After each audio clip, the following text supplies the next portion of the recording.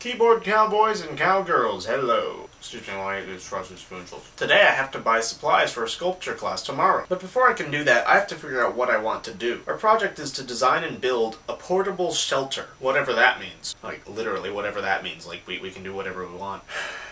Hi there. I figured while I was at it I'd get some comments. Sorry man, but I'm always going to play the A big thank you to those of you who have been posting all those really nice comments, and thanks to those who let me know that they could actually watch the nighttime dialogues. I'm really relieved. So if it's built up like this, and then goes in like that. Thank you, Ninja Man. I wrote that down and I'll check it out as soon as I get a chance. I think I like that. This could have hooks on it, this could have hinges, and then it's transportable as a tiny little box.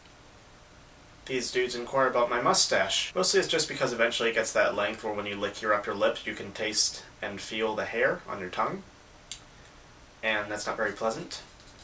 And there's also that middle ground between being long and nice and matching with the goatee and just being kind of wimpy. It's basically the stage when your mustache is having an identity crisis. Not totally gone, not all the way there. And besides that, the mustache sometimes tickles the ladies when I kiss them. You two. Badass. That was too much like Wheezy.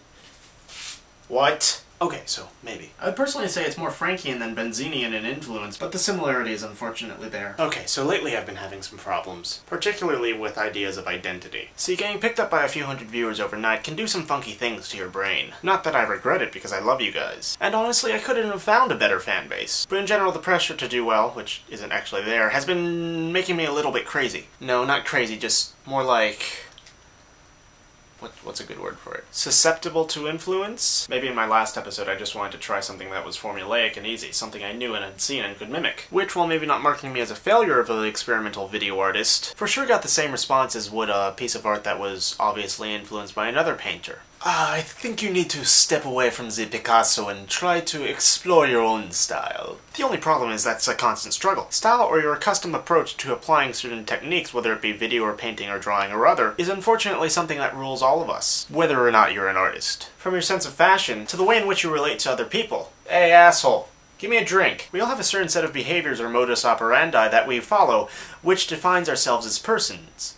Our style, or our identity. Our identities. For artists, their artistic identity is their style. As such, my YouTube identity is strongly linked to my style, of which I have none. I'm an idiot. Of course, when people ask for somebody to be themselves, at least in a form of artistic expression, what they're really asking is for a person to take all their sensibilities and go in a different direction with them. Because what does it mean to be yourself? Isn't it just that we'd rather see something new rather than derivative? But isn't everything derivative? In one way or another, it is. There's all kinds of theories of how we're created as people. The Marxist interpretation would say that we're entirely created by our economic standings and environment. Freudian psychoanalysis will say that our identity is completely linked to our sexuality. There are theories that go to our familial links from childhood. Some people believe that they are identified by what they wear, or by what they do, or how they think, or what they believe in. With that said, it's really easy to imagine that you go through your life and then 30 years down the line you stop and you think, wait, what if I got everything wrong? We call that a midlife crisis. Man, I'm really talky today, huh? Sorry. So what does that mean to us?